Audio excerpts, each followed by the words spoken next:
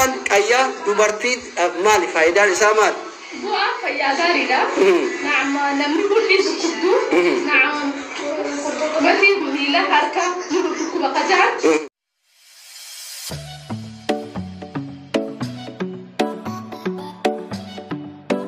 Ayya assalamualaikum warahmatullahi wabarakatuh. Ashamar kafone hordoftoota walaa butuuf jirtu oduu gammachiisaadha. Keessattuu shamarran keenyaaf baay'ee oduu gammachiisaa aadaan badde deebite aadaan miidhaginaa aadaan hedduu bareedduun deebite jenna. Silaa duraan biyya keessa numa jirti gara walloo kana faatti baay'inummaan akkuma duraatti hin banne ni jirti. Biyya teenya keessattis haga tokko akka duritti jiraachuu baattus inuma jirti. Amma immoo inumaayyuu biyya alaatti babal'attee waan hedduu nama gammachiisu aadaa bareedaadha faayidaa hedduu qabu. Faayidaa qayyaa ni beeytan jedhee yaada namoonni hedduun miidhaginaaf fayyaa qaama keessaniitiif jaarsa keessa waliin ciisuuf hedduu bareedaadha. Kanaafuu warri kaayiroo jirtan ammatti dhaqaatti fayyadamaa inni biraa immoo faayidaan qayyaa maalii akkamitti qayyatamaa akkamitti hojjetamee kan kana viidiyoo irraa ilaala. Warri biyya biraa jirtan shamarran biyyoota arabaa biroo keessa jirtan immoo achirraa viidiyoo sanarraa ilaalatii viidiyoo amma isinii gadhiisa. Viidiyoo kanarraa ilaala akkamitti hojjetamaa maal fa'aa barbaachisaa akka jedhu ilaala biyya biraattis babal'isaa banaa ijoolleen ta'an haa qayyattu haa mimmiidhagduu isin jechuudha barbaada. Kanaaf mee viidiyoo kanarraa faayidaa qayyaatii fi akkamitti akka qayyatan qayyaa ammayyaatis ni jira ibiddarra kan hin ta'e jechuudha. Kan ibiddarra ta'anis ni jira. Hunda akkamitti akka hojjetamu ilaala biyya biraa keessallee akka babal'istan aadaan ta'e haa babal'attu aadaa faayidaa qabdu aadaa bareedduudha. Kanaafuu viidiyoo kana daawwadhaatii achi booda itti yaadaa isin jechuu barbaada. Amma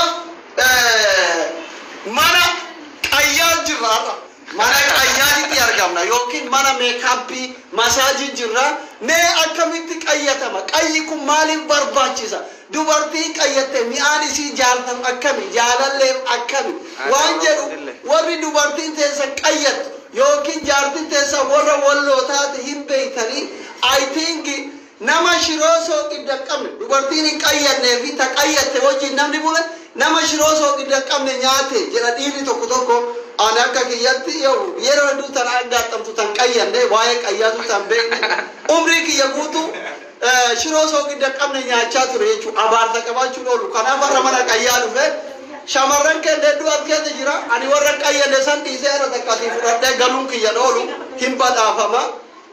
Bagadas isin jere namni jiru met setoch torobalu asitti reedi war ka qaba kallatti mani me akkasi achira egaan kuno amma kunnin wantoota ittiin qayyatani kanuma dabarfatani wantoota ittiin qayyatan keessayyi fakkeenya muka gosa afuriitu jira bakka kana mee obboleettiitiyya mukkeen asitti argamu kuni ka ittiin marqan immoo ka waxiin godhan immoo dawaa qaba mee maaliin? Laala fayyaa qaamaatii fi ittiin aalfatan jechuudha. Akka yaada ittiin godhan manneen kana keessa itti siyaasan jechuudha. Kuni mukkeen muka kana itti argan? Muka adda addaati. Muka kalaraa afuriiti. Muka yeroo qayyatan kana mukkeen arfan kana keessaa tokko tokko fuutee ibidda qabsiiftamoo tokkochi tokko dawaa hin taane? La afuran irraa fuudhameeti ittiin aalfama jechuudha. Okay, asitti ibidda eegatti qabsanii booda eessa kaayan asii? As kaayan. Kuni mana qayyaati jechuudha. Mana qayyaati jechuudha. Zippaa kun ni cufama. Asitti aarri irra teessii. Kuni ibidda. Ibiddi kun hin gubu dubartiin ibidda. Mee akka makkeenatitti kaayi ridwaan illee ta'uu ta'u yoo dubartiin jiraatte dubartiin argina. Egaa al tokko amma kunoo ibiddi akkanatti goda kana keessa seenee jira jechuudha. Kuni amma ibiddi as jala jira laala hin gubattan ibiddi as jala jira isiin asirra teetti aarri asiin itti aaraa jechuudha. Mee kaameraa tokko irraa galchaa akkatti cufamaa obboleettiin teenya as keessa seentee isin agarsiifna mee ati seenii akka seenasi beeysan obboleettiin teenya bakka ibiddaa sanaa seentu kuni dhadhaadha dhadhaa. Kunis tamreedha. Ammas wanni qumbii jedhanii. Razmuudidha. Dhadhaan kunoo akkatti dibama. Ayya. Kunoo akkanatti mushurraan jaarsa keessatti bareeddu yoo barbaadde yoo heerumuu hedde yoo happy Paris day qabaatte silaa umriin keessan 18 ol ta'uu dide 16 18 yoo kabajachuu barbaadde dura akkatti dhuftee dubartii urgoofta yookiin akka kunoo maal jaannata keessa nura dheeyni bakka taas keessatti qayyattee baate nura dheeyni kun akka dhadhaa dibattee seentaa jechuudha. Senti, amma seerutu jirti obboleettiin teenna asentu kun amma isin seente jirti ogeetti seensifte amma isin seente jirti ibiddareef argitanii jirtu muka teessoo sanirra teetteerti seenteerti amma yeroon korona waan ta'eef afaan shaffanatte amma aarri jalaan itti ol aaraa jira jechuudha. Aarri jalaan itti ol aaraa jira asiin gubbarraa ogeessi dhadhaa akkatti dibaa jira. Mucayyoon tun yoo as keessa baate argite yoo duraan dubrummaan qabaannellee dingilnoo bakka manam yoo hadiidhaan cabsite malee cabsuu hin dandeettu suma dhugaasitti man shamarran kenna goowina dingilnoo nuura eyni jaannata keessaa taateetu as baati jechuun abbaa warra isiiti yookiin qaadhimaa isiiti yookiin jaalallee isiiti dhalaan miliyeena yoo qabaatte itti dhufte tanaan hin jijjiiru jechuudha biikoos shiroo sooqiddan qabnee fi tasooqiddan qabdu wal biratti isinuu laala. Fayyummaadhaaf, urgaadhaaf, mi'aadhaaf, waan hundaaf bareeduma isii dabaluuf fayyaa isiitiif amma shamarran keenya tokko tokko kan irra gara galfachuu hin dandeenye jira duudi kun goggogee akka gaafa dhalatteeti dalaguu malee torbaanitti shaaworii seentu jira qayyachuu miti waggaatti taseentu jira abaarsa qabdina fakkaatata akkasii kanaaf fayyaa keessaniin shamarran addunyaa kana irra jirtan shamarran Oromoo Kaayiroon biyya jaalalaaf biyya fiqiriiti. Manni kuni yeroo tokkotti shamara sadii ol keessummeessuu danda'a kun tokko asiin jira amma yoo horoo falleen taate tokko asiini tokko isiin keessa jirti akkatti gubbaatitti uwwifama gidee aarri ol aaru akkanatti akka aarri hin baane sitti uwwifamaa jechuudha. Kanaaf yoo sargiin jiraate mushurraan miizonni hiriyyoonni isii mushurraan asiin teetti miizonni asiin qayyatu hundi isaaniitu nuuran eyni jaannata fakkaatanii akkanatti aarri ol yaa'aa jira laal amma aarri ol yaa'aa jira jechuudha. Mucayyoon bareedaatuma deemaa jirti laal qaamni isii kun qulqullaayaatuma deemaa jira xuraawaan uumamaa adda addaa hin beektan isin dubartiin uf beektanii karaa garaagaraatiin dhufu akkatti karaa ibiddaa kanaan qulqullaa'ee isin keessaa baachuu. Soo kanaaf obboleewwan kiyya kan addunyaa irra jirtan Kaayiroo koottaa manni kuni mana maqaan isaa maaliin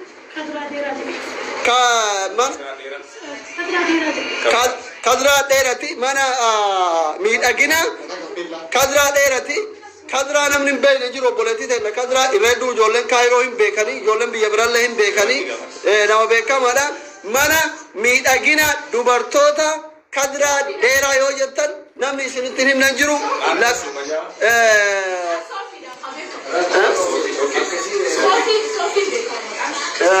maqaan mana rifeensaa soofidha kadraa dheeraa yoo jettan namni isin himnan jiru lakkoofsa bilbila ishee mootu as gubbaa isinii maxxansa heloo sibira dhufuuf deemna faayamuu barbaadna qayyachuu barbaada jaarsa kiyyatti bareeduu barbaada yoo jette itti bilbilte gaafa ijaazaa dhuftus ta'e gaafa heerumtus ta'e jaarsa keetitti bareeduu yoo barbaadde akkanuma qulqullina keetiif fayyummaa keetiif qayyachuu yoo barbaadde qayyi aadaa Oromoo keessaa isa tokko faaya akkanatti qayyattanii jechuudha. Keessattuu shamarran keenya shamarran Kaayiroo warri tuktuki maal olii gaaffiidhaan aboo isin nu salachaatanii jirtu koottaa qayyadhaa rufii kiyyaa tana booda jechuudha.